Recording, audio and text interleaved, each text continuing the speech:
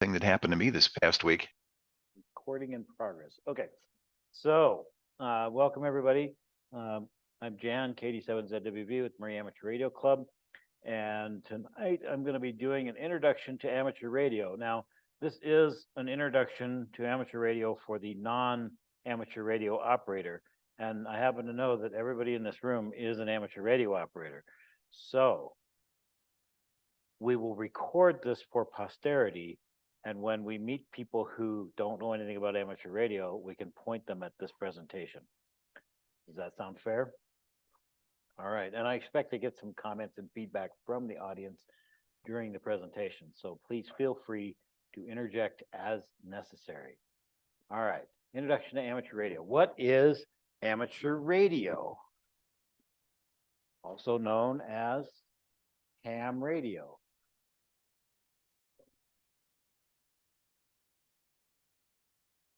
So, this is not the kind of ham we're talking about with amateur radio, right?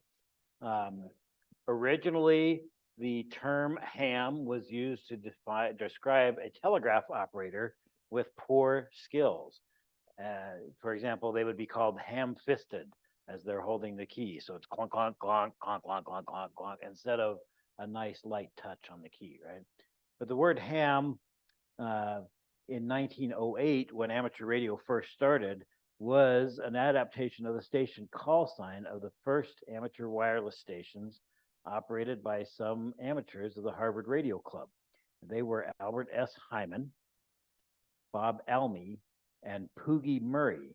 So Hyman, Almy, Murray got to be too long to type or to code in CW, and so they decided to abbreviate it and just use HAM for ham.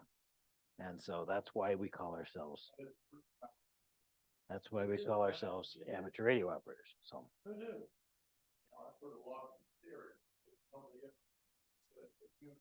well, that's the story that I heard.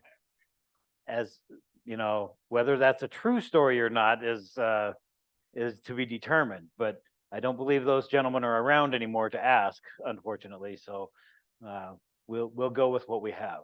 So amateur radio is communications, both locally and around the world, using radio frequencies without wires. So when we talk about amateur radio, we're talking about two-way communications on the radio. It's also used for emergency communications. There's a couple of organizations, RACES and ARES, that you may have heard of. RACES is the Radio Amateur Communications Emergency Service, I think. Something like that. Radio Amateur Civil Emergency Service, that's what it is. And ARES is the Amateur Radio Emergency Service. Now, those are different services. We actually had a presentation on how they are, what they are, how they're different, and that kind of stuff. You can go look on our website for that presentation if you're interested. There's also a lot of public service communications that are done using amateur radio.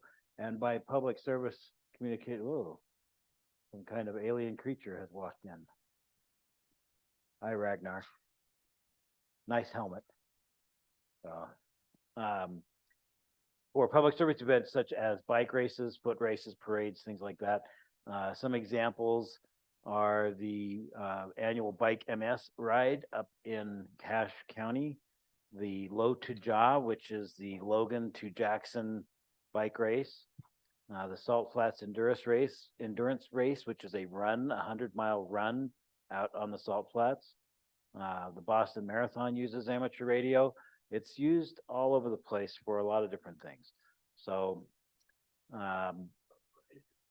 our parade here in Murray, in fact, yes, we use amateur radio for our parade here in Murray. And it was very useful last year because there were some floats where the copy was not present when the papers were delivered to the personalities who were running the booths. And we were able to obtain the correct copy and distribute it to everybody via amateur radio. So that was a win. People use it for contests and for earning awards, things like Worked All States. There's summits on the air where people will carry their radio to the top of a mountain peak and try to make radio contacts from there. There's parks on the air where people will take their radios to a national park or state park and try to make radio contacts from there. There's field day, where people will go out somewhere in a field, most often, and set up all their radios and things and try to make as many contacts as they can in a 24-hour period.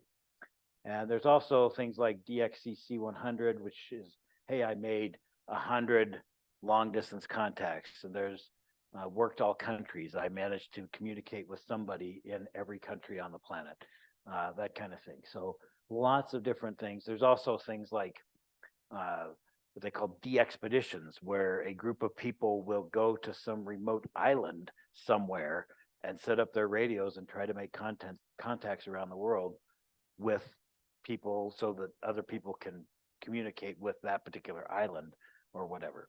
So very interesting stuff that you can do there. People play around with things like legacy communications modes. Well, I put down on here CW/Morse code. So in amateur radio speak, we say CW, which stands for continuous wave. And that basically means when you're pushing the key down and you're sending a dot or a dash, you're sending radio frequency energy. And when you let the key up, you're not sending that energy, right? So the continuous wave is that signal. There's no modulation to it. There's no audio component of that or anything, but we use that for Morse code. RTTY, RTTY is radio teletype. It's actually, remember the old Bell TTY 33 teletypes, using those protocols over the radio. Slow scan TV is one that you'll see sometimes. It's used for sending pictures, typically still pictures, over the radio. Fast scan TV is actually live television sent over amateur radio frequencies. Then we have a protocol we call phone, which basically means voice. So that would be some type of audio signal. And we can use like AM, FM, upper sideband and lower sideband. Upper sideband and lower sidebands are ways of taking that AM signal and only including a portion of it. So for the same amount of power that you're putting into the signal, you get essentially, 4 times as much power outside of it, typically. So, because you're not sending a carrier and you're not sending both sides of the band, you're only sending one side, but that's enough information to put together and make the entire signal. So we will have later presentations that talk in more depth about these types of topics if you're interested. But that's as far as I'm going to go as on the different modes and things there. So we also use new communication modes such as digital modes, APRS, PSK31. What's the new one? JS8 call, JS8, FT8, WinLink, which is like sending email messages over the radio. There's also mesh networking, where you can use Wi-Fi type signals on amateur radio bands to have a high-speed network that is only for amateur radio use. Amateur radio in space. There are actually satellites currently in orbit around the around the planet, that have amateur radio stations on them and will act as repeaters, including the International Space Station. And believe it or not, most astronauts who go to the ISS are amateur radio operators.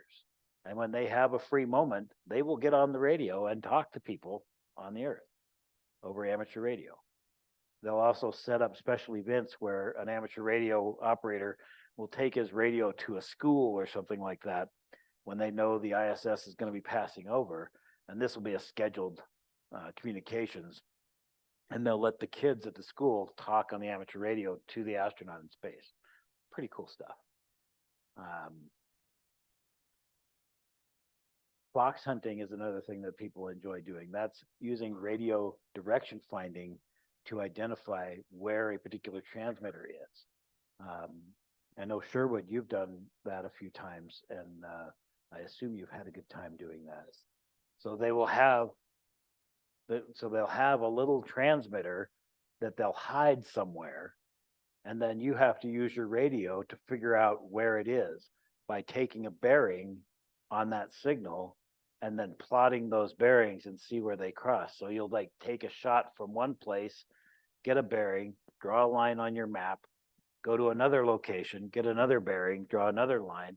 Where those lines cross, that transmitter is going to be somewhere around there. So then you go there and you try to find it.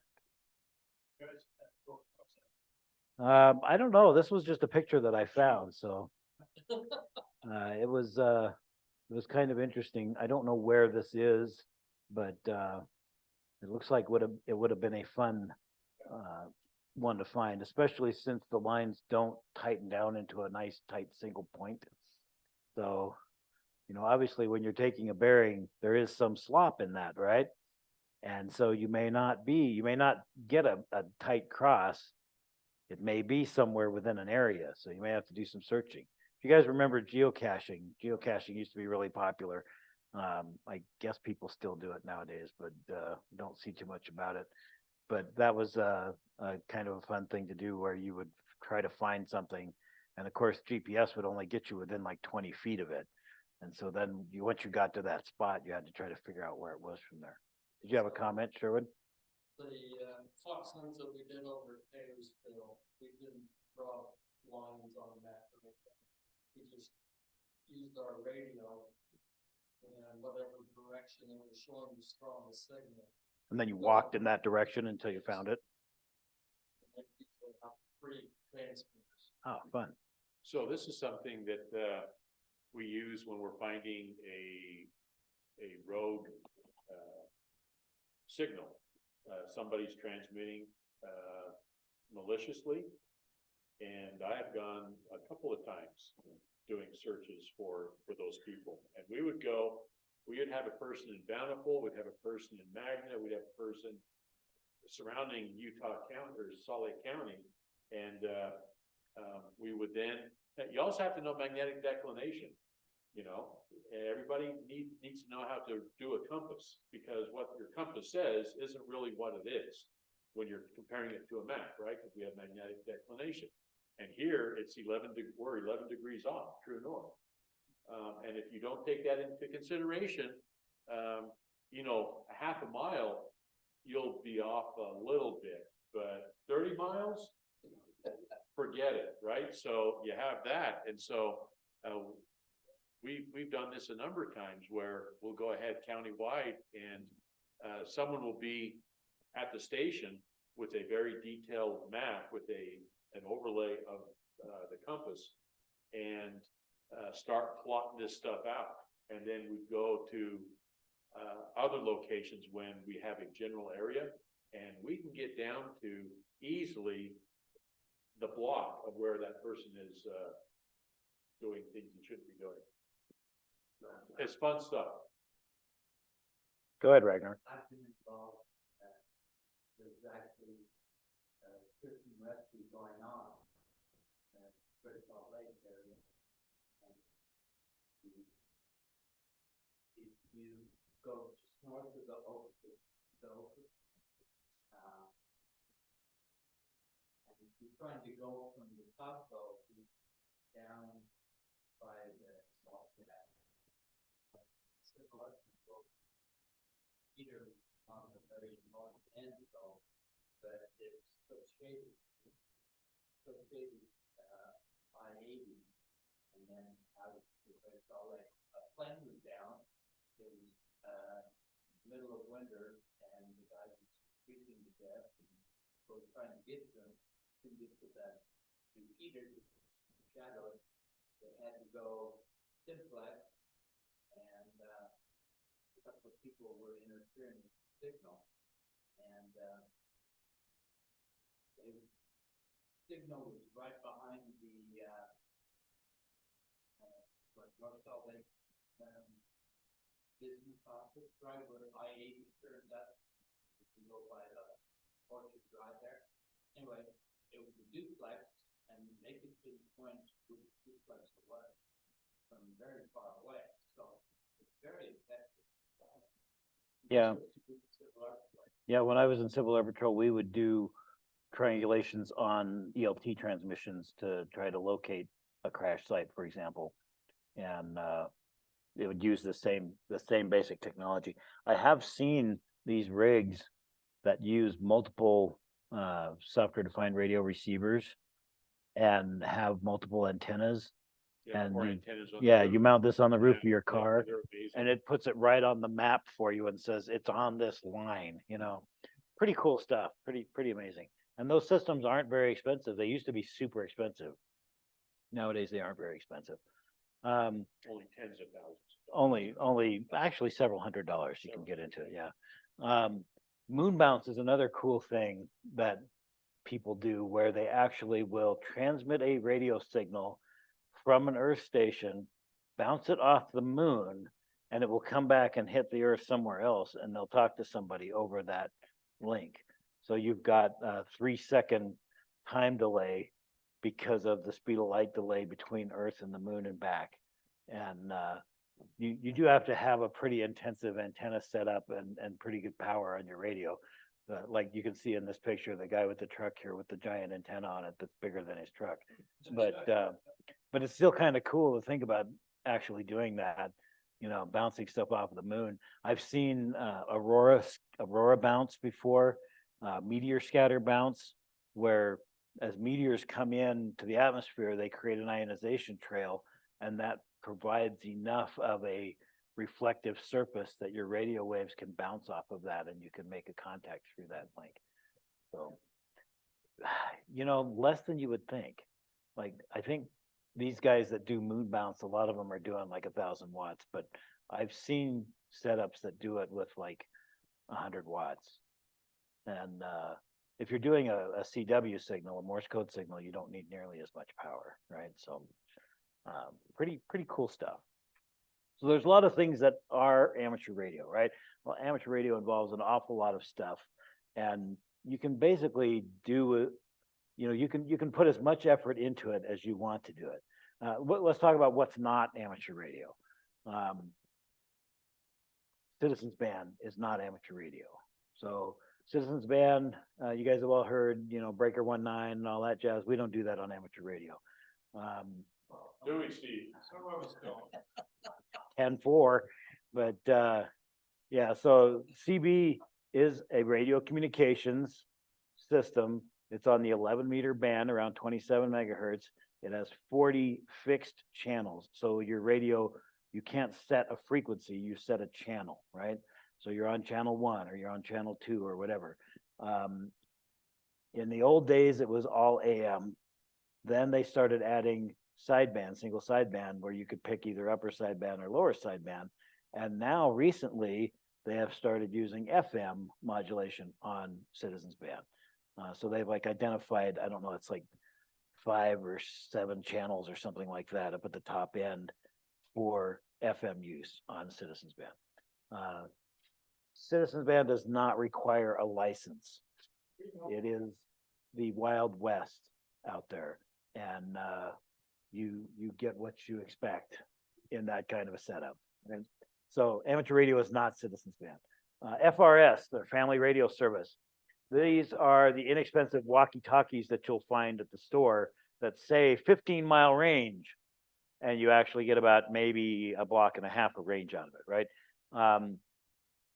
These are the things that replace. Used to be when you'd get a walkie-talkie, it worked on Citizens Band channel 14, and it was locked to only channel 14. They were crystal controlled radios, but you could talk to somebody with a CB radio on one of these old walkie-talkies. Well, they switched to these FRS radios. I remember when FRS first came out, but it's been out for good at least 15 years. And they are on the 70 centimeter band. They use FM, so they have nice clean signal most of the time. It has 22 channels that you can choose from. And when you look at the package and it says 472 channels, it's lying to you, okay? Those privacy codes are not independent channels, and there's nothing private about them, right? So keep that in mind if you're using FRS. FRS does not require a license, but it has some restrictions on how much power you can use. The radios have to be type accepted for FRS. The antenna cannot be removable from the radio. You cannot put an external antenna on an FRS radio. It's pretty much line of sight, short range, pretty good for working in a neighborhood or in your yard or something like that. I've used it like when I'm up on the roof doing something, adjusting an antenna or moving something, and my son is in the house and I say, well, how's this and how's that, you know, and he can talk back to me on the FRS radio, and it works perfectly fine for that. We've used them at Lagoon before everybody had cell phones. You carried an FRS radio, each of the kids had one. Radios are pretty cheap, so you didn't mind if you gave it to one of the kids. They're pretty robust, so if they drop it in the raging rapids or whatever, you don't care if that happened, right?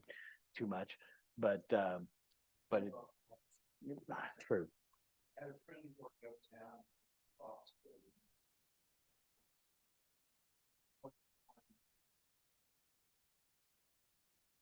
Had one of these in the park. So you can get the range in a very specific set of circumstances, like you're on top of a mountain or in a tall building and there's nothing in your way, right? But in general, you're gonna get about 1.5 miles, 2 miles out of these things, even So if, the- if you do run these, you need to understand that channels 8 through 14 are a half watt on every GMRS and FRS radio. So if you're going to use those, you don't want to use channels 8 through 14 because they are relegated at a half watt. The other ones, the maximum power is 2 watts, but these radios rarely go over 1.5 watts. If you're Right. lucky. about 1.5 watts is about the most you're gonna get out of one of these. So speaking of GMRS is the General Mobile Radio Service. And used to be you could go to the store and buy a radio that was both GMRS and FRS. You can't do that anymore. It's gonna be either FRS or GMRS. You may find the GMRS radios listed with 22 miles of range or whatever. GMRS can actually go up to 50 watts, yeah. So you can use repeaters on GMRS. It's a very capable radio system. It is, And it's only 2 repeaters in the valley. there's 2 in Salt Lake.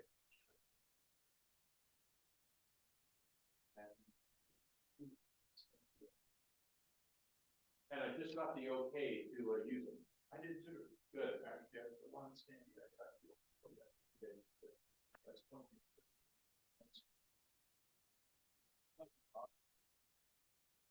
Other than the one in Austin, Maybe. I don't know. Anyway, so GMRS is pretty cool. It does require a license, unlike FRS. But if you have like your whole family, one license is all you need for your whole family, for your immediate family that lives with you. Now, if your kid lives on the other side of town, they need to have their own license, right? Steve is denying that, but in my reading of the rules, they have to have their own license, but for the access to the repeater, they ask you to give them Tampa White on use. And I put that very thing in to communicate with my family in various parts of the valley once or twice a month. And within about 15 minutes, I got 3 back said, walk on, you're doing good. so that's for access to the repeater, but they do need their own GMRS license from the FCC, technically. The way it's written, my understanding is it's your immediate family, so you, your parents, your children, your aunts and uncles, nieces and Grandparents. nephews, grandparents also, and grandchildren, right? If you're saying, But they need to be, my understanding is they need to live in the same place. I could be wrong on that, but I believe that that's the way the rules are written. The license is relatively cheap. It's good for 10 years. And it's like $35, right? It used to be $70 and good for 5 years, but now it's like $35 and good for 10 years. So if you're gonna be using GMRS, you probably ought to get a license. A lot of Jeepers, 4-wheelers use GMRS nowadays. They used to use CB. Nowadays they use GMRS because on a mobile radio, you can get, 25 to 50 watts and you can communicate fairly effectively with that. You can have an external antenna, you can have, you know, more power on the specific set of frequencies. There are some frequencies, some of the channels that are co-resident with the FRS channels. And on those channels, I think you are still limited to the half a watt, is that No, right? no. No? GMRS is One not? through- 1 through 7, up to 5 watts. With GMRS, FRS is 2 watts. Channels 8 through 14 is a half watt around the board. As a matter of fact, their mobile radios won't even transmit on it because low power for them is 5 watts. Right, so they can't And even so hit that. you can listen, but you cannot transmit. And then 15 through 22. You can go with full power. GMRS, you can go 50 watts, but FRS is still 2 watts. And then repeater channels, 15 through repeater 22 is up to 50 watts. So, GMRS is great radio service, not amateur radio. Commercial two-way radio, not amateur radio. These are things like your public service radio systems, like the police, fire department's gonna be using. Also, commercial radio systems, for example, taxis used to be radio dispatch. Now I think everybody's got a cell phone, so it's not a huge deal anymore. You might have seen like, you know, tow trucks that were radio dispatched, and they would have a radio. Nowadays, again, they'll have cell phones. But you'll still see commercial radio systems in use at places like Walmart. Everybody in Walmart's got a little walkie-talkie. They're using a commercial radio system for that. They're usually channelized or restricted to specific frequencies. Quite often they're what they call trunk-based systems, where there's a set of frequencies that are shared among a bunch of different talk groups. And you set your radio to a particular talk group, and then it communicates with a controller that decides when it can get the frequency to communicate with other members of that talk group. So some pretty complicated stuff that can go on there. It's pretty cool. A lot of the public service stuff is switching to newer digital-based systems that are more robust, theoretically. We'll see when the big earthquake happens, right? I didn't actually put MERS on here, but MERS is another one, mobile utilitarian radio system, radio service. I can't remember what MERS stands for, but it's another one of those that is, you know, typically used by commercial traffic, right? So I don't remember what the requirements are for MERS. Anybody can use, you don't need a license for MERS. I don't remember, I never looked up MERS, so Say again, MERS, what about them? I don't know anything about it really, so Ragnar was saying that it's 154 megahertz, 6 channels. 6 channels. Yeah. So again, channelized frequencies, right? Yeah. So, Used to be, A maximum of 2 watts, I think. okay. used to be yellow cab. They used to use MERS, okay. What's the most long haul truck that we use? Cell phones.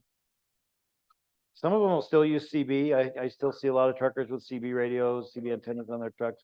A lot of them have switched to GMRS, and there are a lot of amateur radio operators who are truck drivers who will use amateur radio in their rigs. So it kind of depends on who they are, right? Amateur radio is not broadcast radio like AM or FM radio.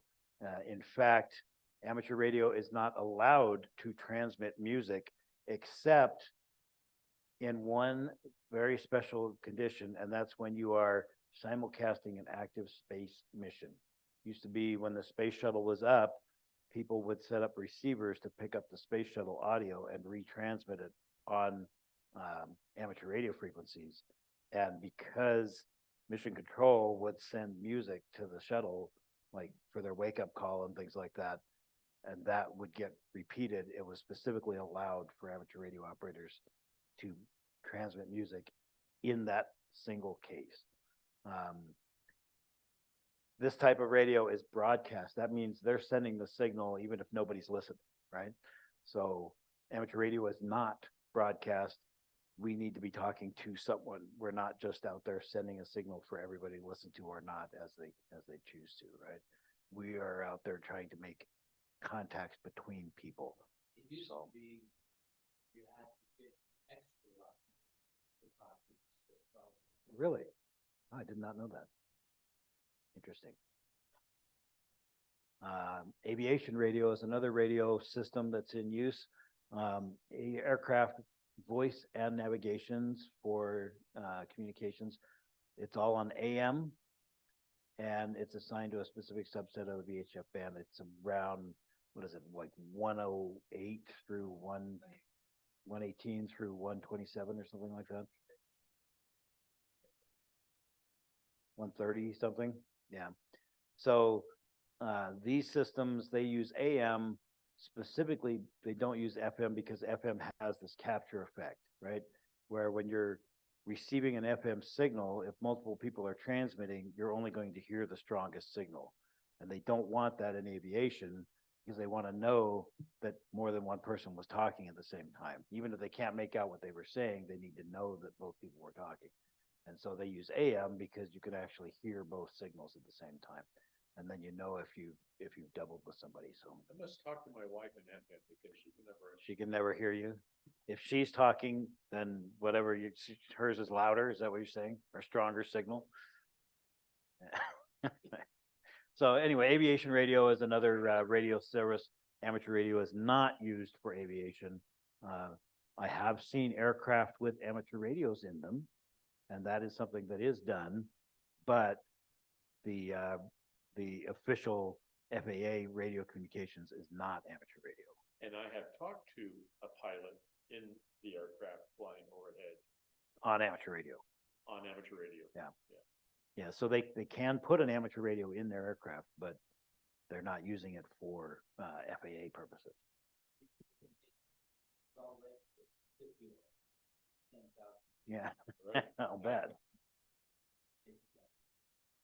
It's amazing how much distance you can, because most of the aviation radios are like 2 watts or something like that, you know, less than 5. I think you can get up to 8 in an aviation radio on the airplane, right? And the range you get is ridiculous when you're at altitude because your line of sight is so far, right? So We set up, okay, we were first here in Utah to do it, set up the communication between St. George and Salt Lake.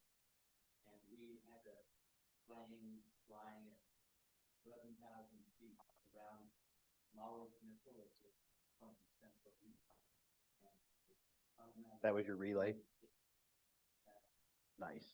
interesting, with hardly any power. Yeah.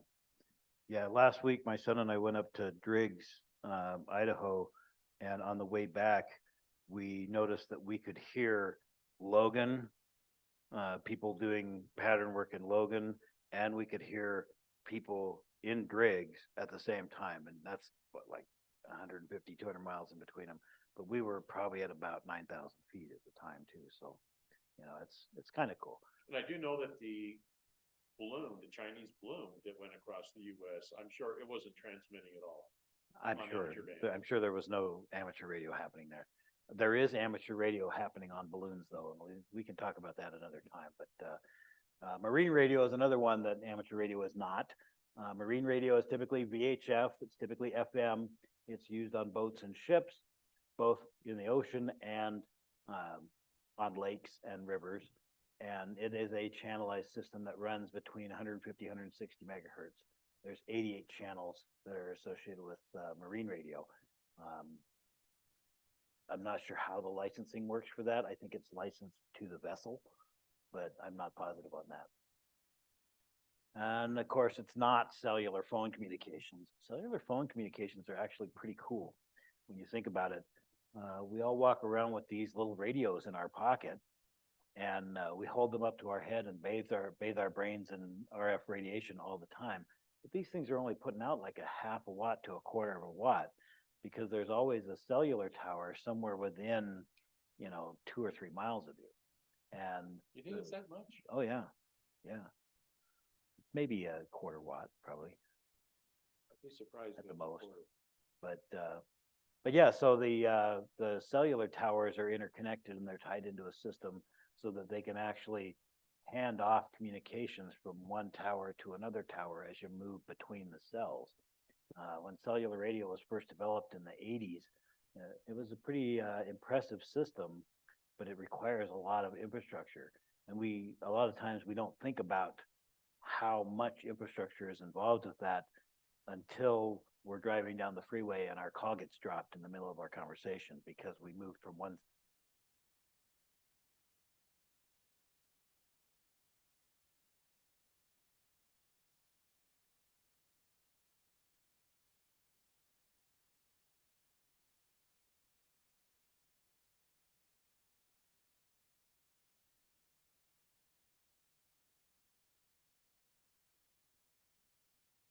We lost audio.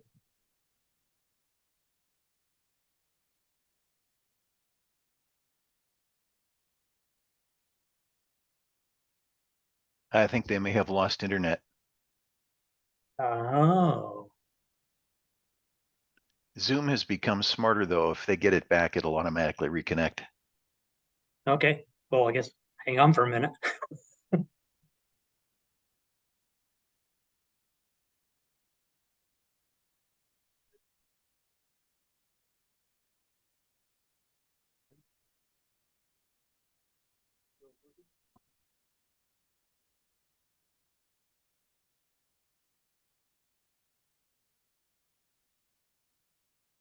Right now. Can you guys hear me now? Yeah, we got you back. Okay. Thanks for saying something or we wouldn't have known.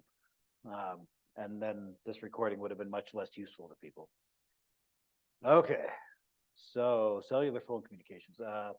So why is amateur radio different? What things make amateur radio different? Well, the first thing that makes amateur radio different is the regulating body.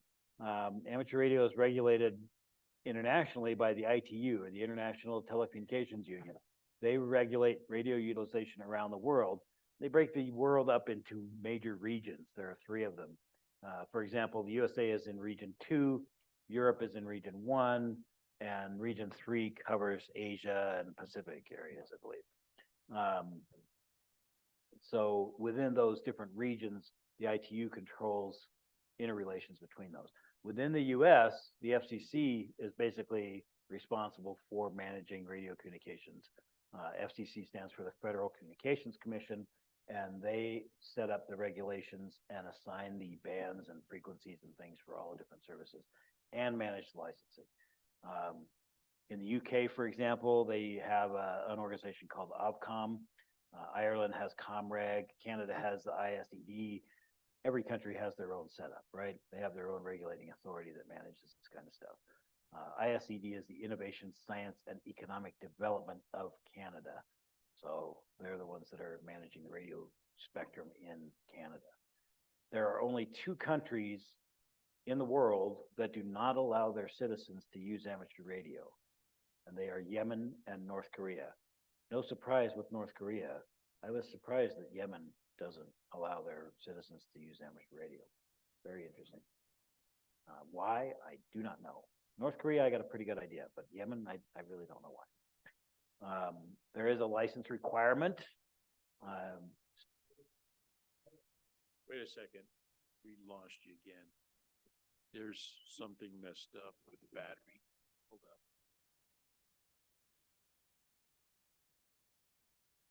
Standing by, guys. We're trying to figure this out.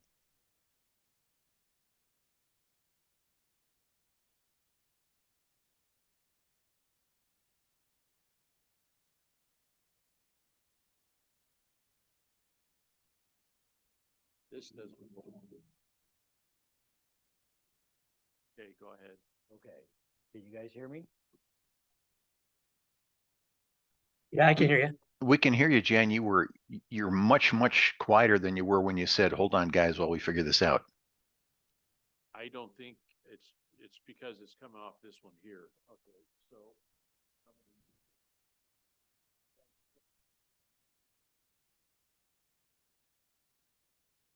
Stand by. Standing by.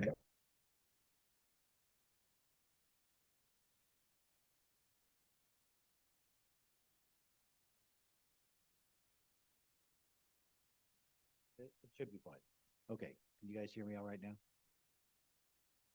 Yeah, a little quieter than before, but yeah, we can hear you.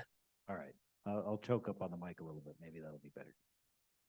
Now I feel like a I'm not gonna like eat the mic like a rock star, but I'll choke up on it a little bit. We'll see how that does. Okay, so licensing requirement in the USA, we have license classes. There are three that you will typically hear of: the technician class, the general class, and the amateur extra class. There are two additional classes, novice and advanced, that you can't actually get now. But if you got one when they were doing those and you continue to renew it every time it's gotten close to expiring, you might still have that. So each license class has a different set of privileges and levels of access and things like that, things that you're allowed to do. So the technician, I'm a technician class licensee. I've had my license for almost 20 years, and I've never needed anything more than technician.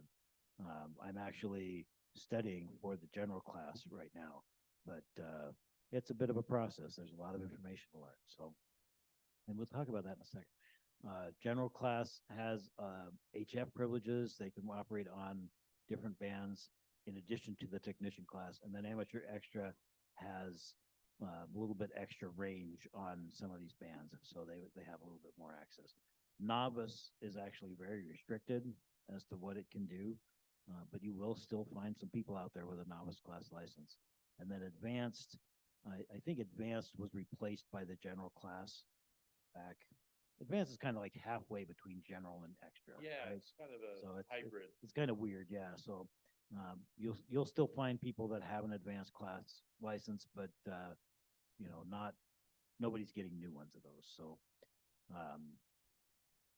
let's see.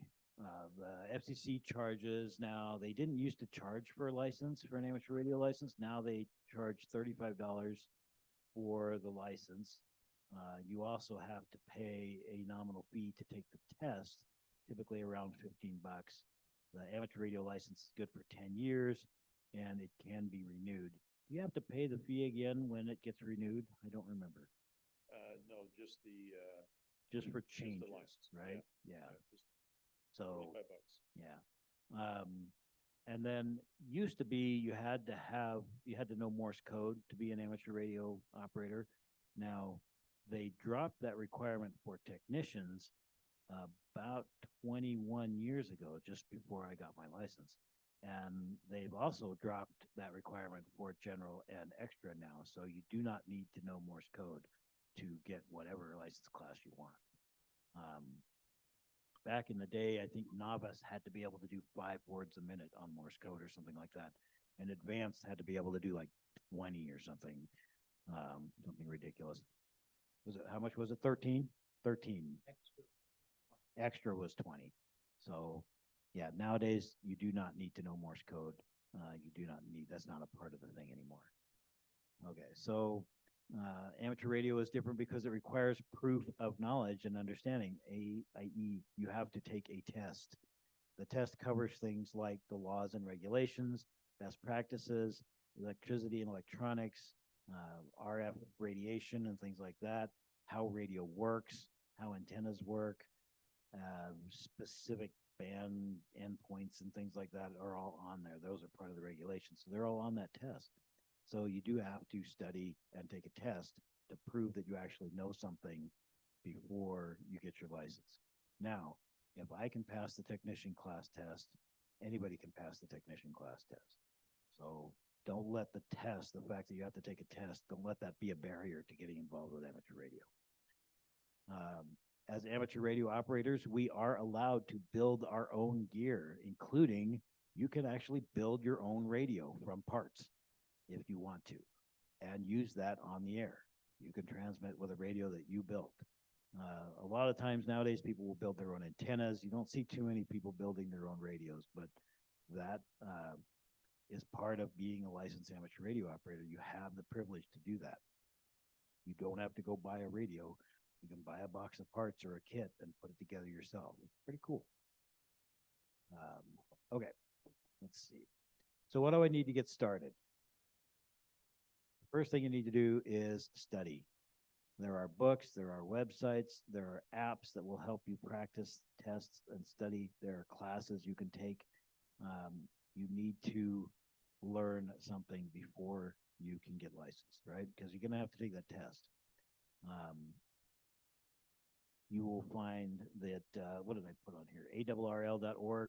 That is the Amateur Radio Relay League. It's like a U.S. organization, nonprofit organization that is an advocate for amateur radio. And they do things like lobbying the FCC for specific things. They also produce educational materials. They sponsor clubs. They do a lot of different stuff. It's a pretty good organization.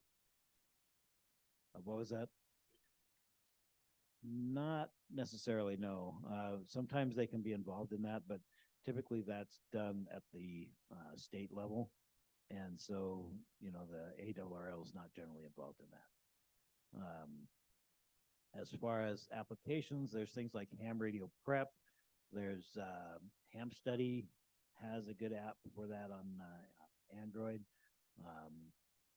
There's different things that you can use for that. And then there are classes that are offered. What was that? Ham Prep. Yeah, Ham Prep costs money, right? Ham Study does not. You can, well, if you want the app, you have to pay. No, you don't. I guess you can download it and sideload it on your phone, right? Hamstudy.org? Ham Study, yeah. Don't they have a? No, it's all free. Is it free now? You have to register, but it doesn't cost anything. Okay.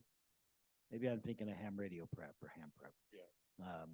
And then classes, you'll find different groups or people offering classes. If you go to this URL, you'll find a list of classes based on where you're at, and you can get information on that. I know Trippany, who was recently licensed, she did a 4-week class out in Eagle Mountain and said it was great.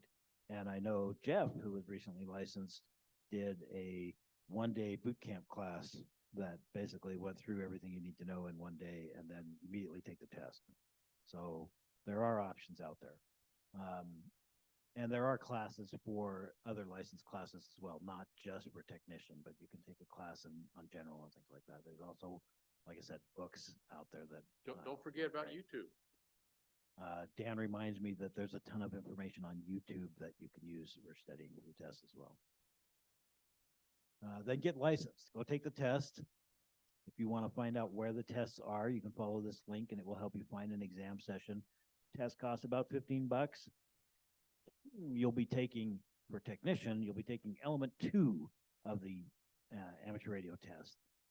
General class is element 3 and extra class is element 4. And you're thinking, what happened to element 1? Element 1 was the Morse code test, which you don't have to take. So don't worry about element 1. The element 2, the test is 35 questions. There's a pool. How many questions are in the pool, Dan? 500. There's a lot. It depends on which element. I think there's usually On there's element usually four- like 6 for on each element 4, category there's is more numbered. than that, like 800 plus. there's a extra. lot, right? There's Yeah. a lot of questions that can be drawn from. But there will only be 35 questions on the test for technician, 35 questions for general, and 50 questions for extra. You have to get 70% to pass the test. And when you go to take the test and you pay your $10 or $15 to take the test, and you take the technician class test, if you pass it, they'll tell you immediately that you passed it and give you a certificate of completion. And they'll also say, if you want to take the general test now, go ahead and take it. You don't have to pay another $15 to do it. If you come back later to take it, you do have to pay again. Sherwood's telling me I'm wrong. I heard, no matter how you did it, it's gonna have to pay.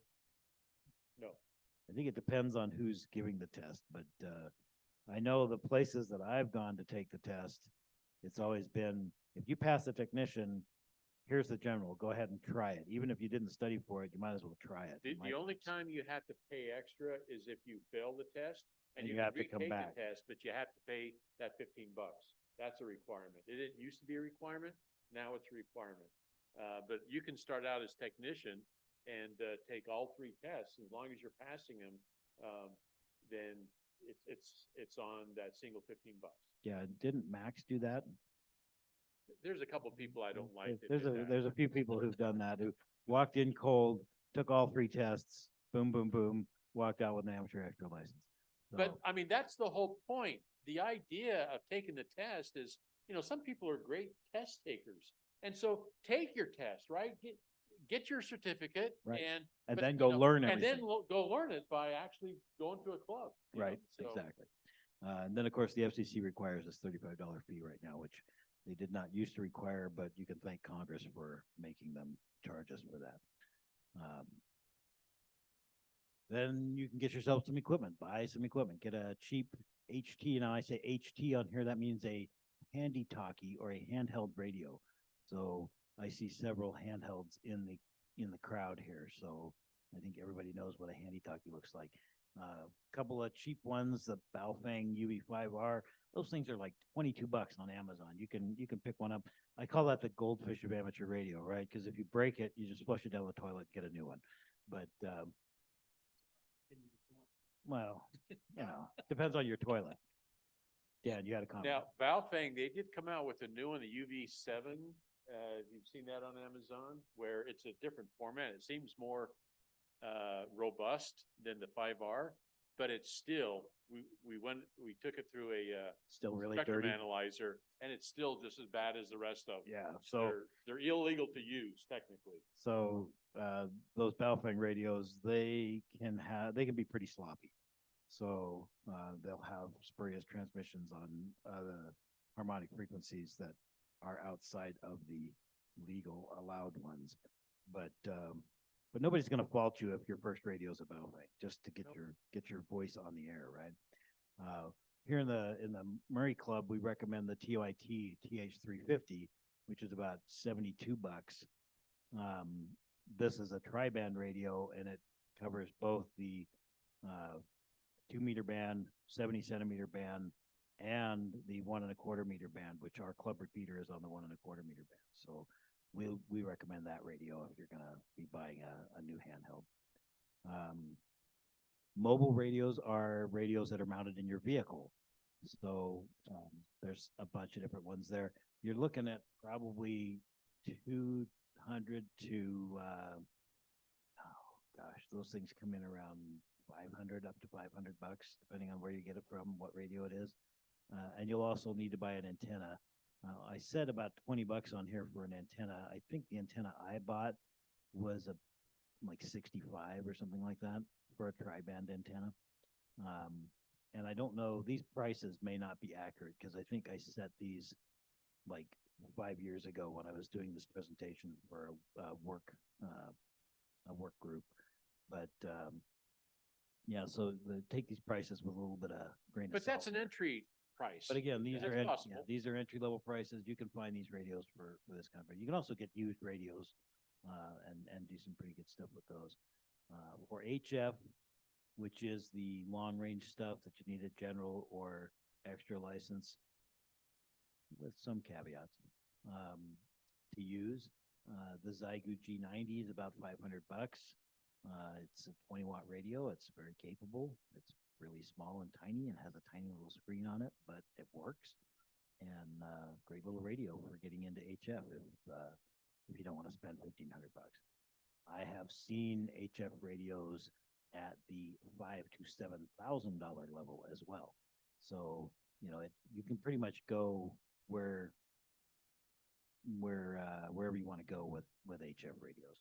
And then antennas, a lot of people make their own for like $10. You buy some wire, some connectors, some ends, insulators, string a wire up in your backyard, and you're good to go. You're on the air, right? So, Or you can buy an antenna with at least 3 zeros at the end of it. and Pam says, Very easily. or you can spend $1,000 on an antenna. You could also set up your own tower and mount an antenna on the top of the tower and get all crazy, right? So you can run into money. I mean, it's like any hobby. You get what you pay for, right? In a lot of cases. Somebody has made a comment. Oh, Paul tells me that ARRL is the American Radio Relay League, not the Amateur Radio Relay League. Thank you, Paul. I appreciate that. I didn't catch that. Okay, so the next thing, find a club or local organization. Now, technically, I would put this first. I think finding a club as you're deciding you want to get into amateur radio, get involved with a club first, because then you will find people who know things about radio that will talk to you and you can ask them questions and they will help you and they will guide you and they will do things for you and teach you things. So I would recommend finding that club first. Here in Murray, we have the Murray Amateur Radio Club, which is where we are right now. And we are a very good club. We do a lot of cool stuff. We have a lot of training. We do want people to get involved with amateur radio, and we take efforts to make that happen. In Utah, there are some general Utah clubs, UARC, UVARC. Those are kind of, UARC is really a statewide club. They meet up at the U of U once a month, and UVARC is down in Utah Valley. That's the Utah Valley Amateur Radio Club. There are a ton of other clubs, and if you look at this link on the slide here, you will find a bunch of neighboring clubs here in the Salt Lake area and within the state. I have a bunch of links to different clubs. So if you're not in Murray and you want to get a club that's more local to you, by the way, there's nothing stopping you from joining more than one club, right? So feel free to come to MARC, as well as, if you're in Sandy and you want to go to the Sandy Amateur Radio Club, go to both. We have several members who live in Sandy. We have members in Harriman. We have members all over the place. So feel free to come to our club and whatever other club you find. And then get involved. You want to start doing some things. You want to get out there. If they have an event, participate in the event. Get out there and make use of your equipment and talk to people. That's why we got into amateur radio, is we like to talk to people. Well, some people don't like to talk, but they like to do digital stuff and things like that. But most of us, we got into amateur radio because we love talking to people, particularly people we don't know. So amateur radio is great for making new friends. It's great for getting to know a lot of different things. It's very technical as you want to make it. You don't have to do a lot of technical stuff. You can just be a radio user, or some people will call you an appliance operator. But you can learn as much or as little as you want and get what you want out of the hobby. And any questions?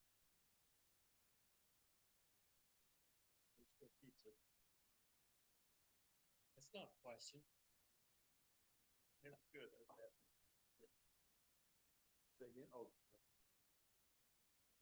Questions, comments, things of that sort.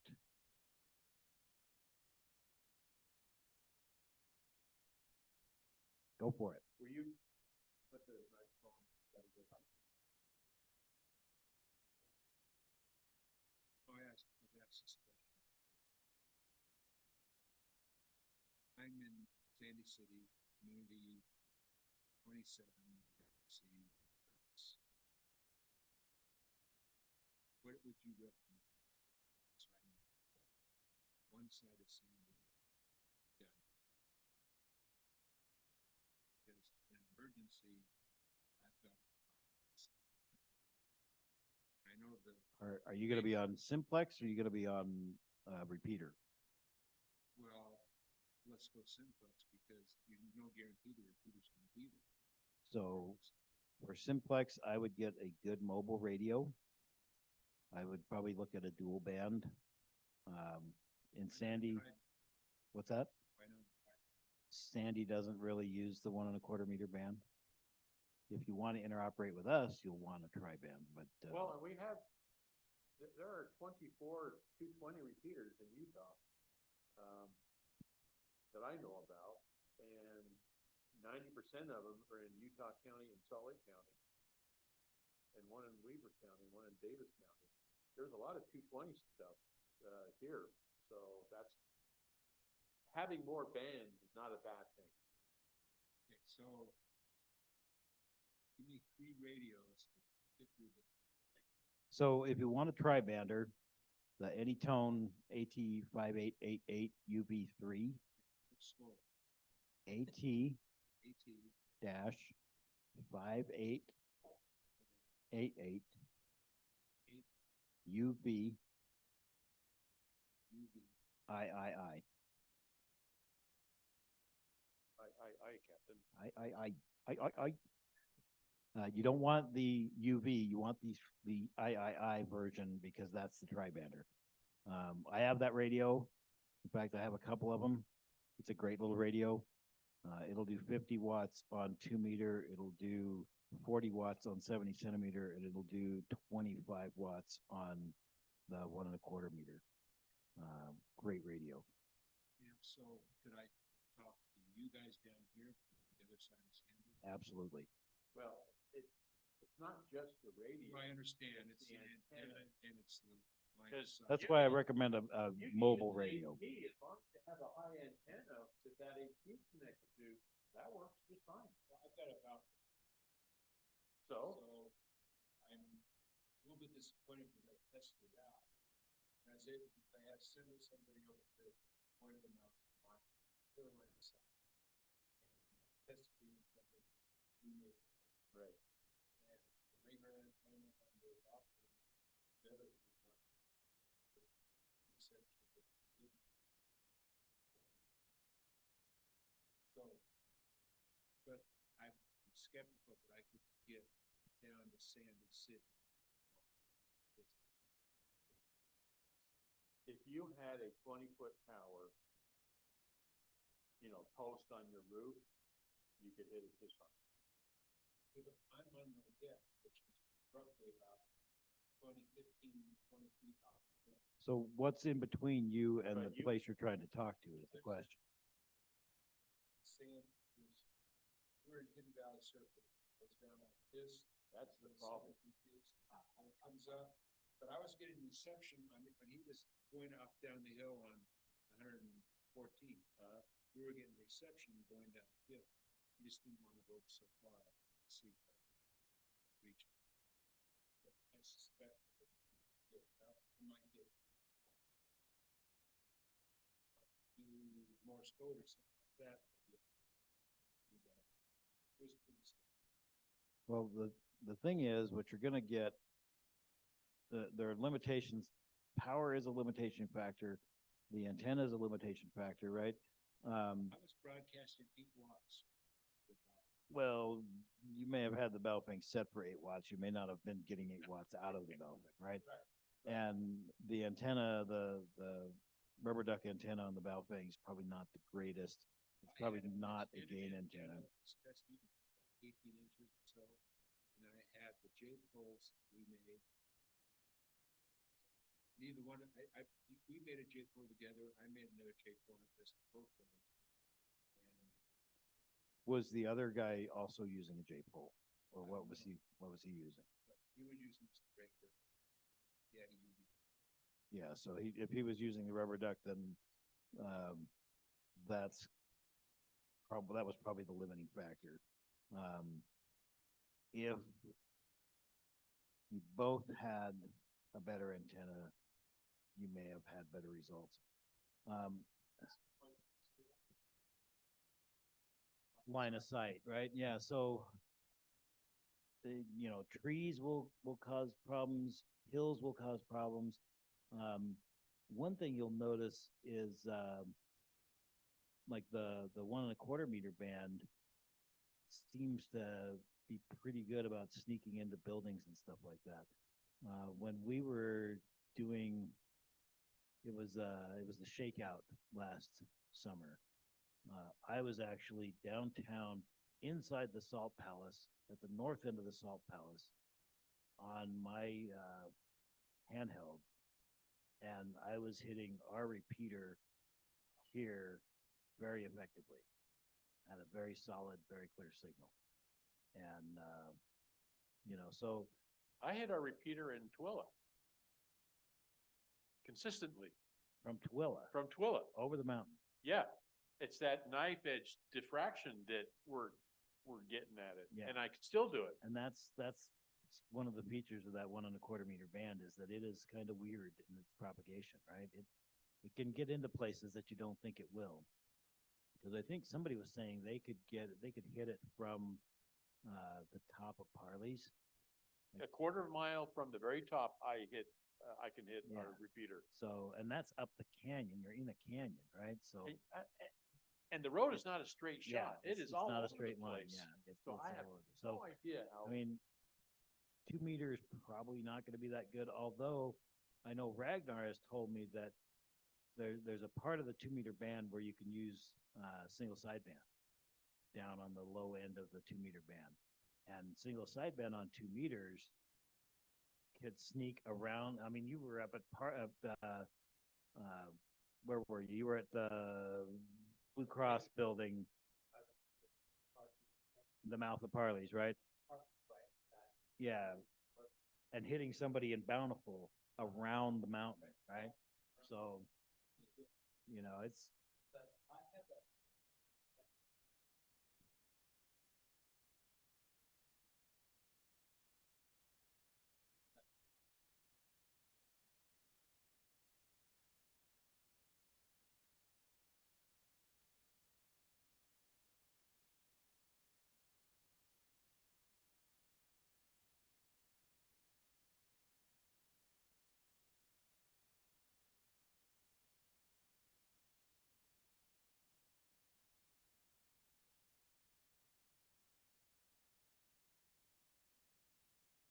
so the pizza pan is acting as a ground plane for the antenna, right?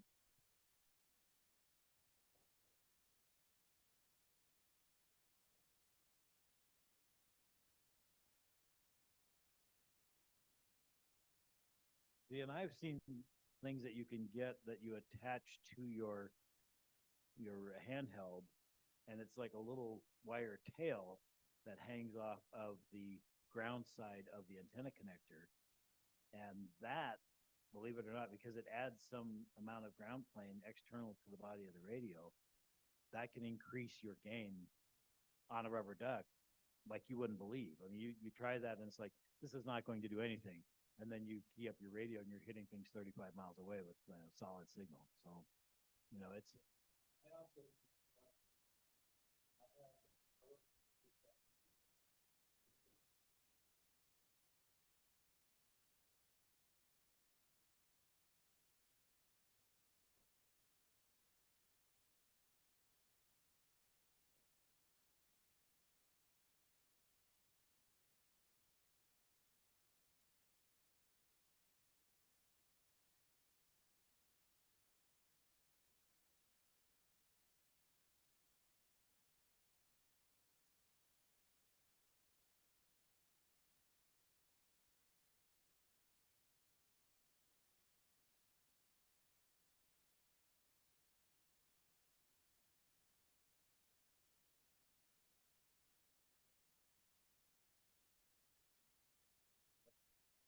it's it's got some interesting properties, yeah.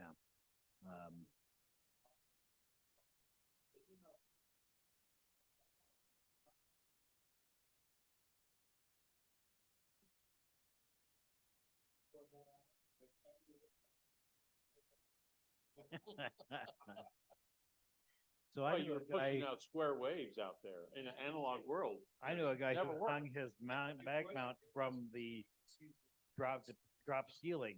The grid, the aluminum grid that's on the drop ceiling. He stuck his mag mount on that, and so the entire grid was his ground plane, and that worked much better than you would have thought it would. So, there are options out there, and depending on what you want to accomplish, this is the kind of thing you need to get together with a group of people and say, hey, let's experiment. Let's do some playing around with this and see what we can actually do with this. So for your J-pole antennas, we need to put an analyzer on there because those dimensions were built with a different 300 ohm line. And so we kind of knew that There's gonna be some, there's going to be some issues. and I have those here tonight. Yeah, well, I can't test them tonight. Well, I just. I'm sure everybody would love to take a look at it. But that's what we need to do. Yes. Ed Fong, yeah, Dr. Fong.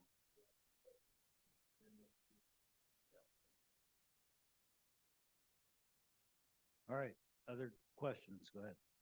So, minute HOA community hiding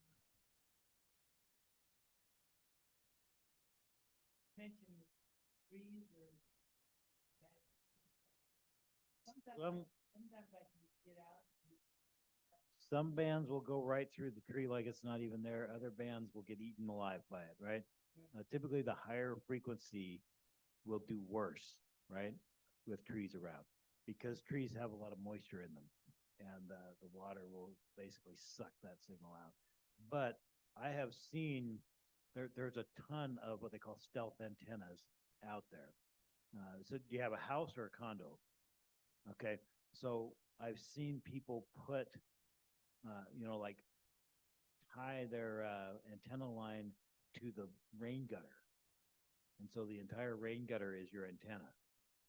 And that has worked amazingly well. Now, you do have to have an antenna tuner to make that work effectively, because otherwise your SWR is going to be all over the place, right? But I've seen that actually work really well, and nobody knows that it's there, right? I've seen verticals that fit over the top of the vent tube that comes out of your plumbing. And this vertical basically fits on top of that and goes up like 10 feet. And all they know is you've got a 10-foot high stack on your vent tube. They don't know that it's an antenna. Flagpoles. Popular in HOA. HOAs, Flagpole?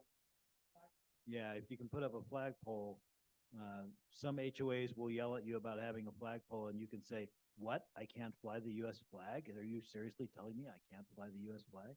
And that will generally calm that problem down, yeah, but, You mentioned some of the stuff you need to mention. Do you have anything else? I've got one radio, it's got internal. But it doesn't do.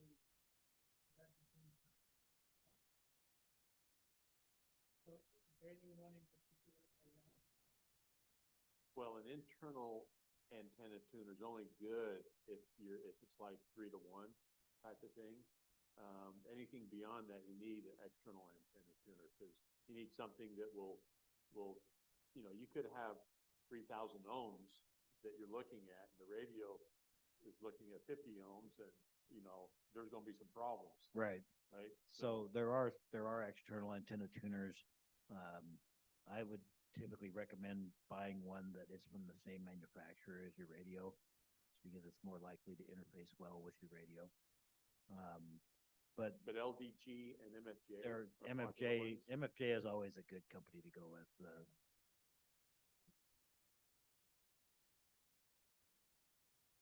Yeah, so the advantage of, like, if you've got a Yaesu radio and you want a Yaesu antenna tuner, quite often it will connect to your radio in a way that the radio can instruct it to tune, right? So the MFJs typically you would have to manually tune it. But the way They have those automatic ones too. the way those are set up typically is they'll actually remember some number of settings, right? And so when you flip to whatever band, it'll automatically say, oh, I found this before that was a good match for that, and it'll switch to that. So there are a lot of options out there. But yeah, an external antenna tuner would be much more capable than the onboard antenna tuner in the radio. Other questions? All right, we'll wrap it up. Jeff, did you have a question? You're kind of waving back there, but you're. Many years ago, that they used to offer, or there used to be endorsed beyond the extra class, like radar. Are those, are endorsements still available? I don't know anything about that. I've never heard anything about that.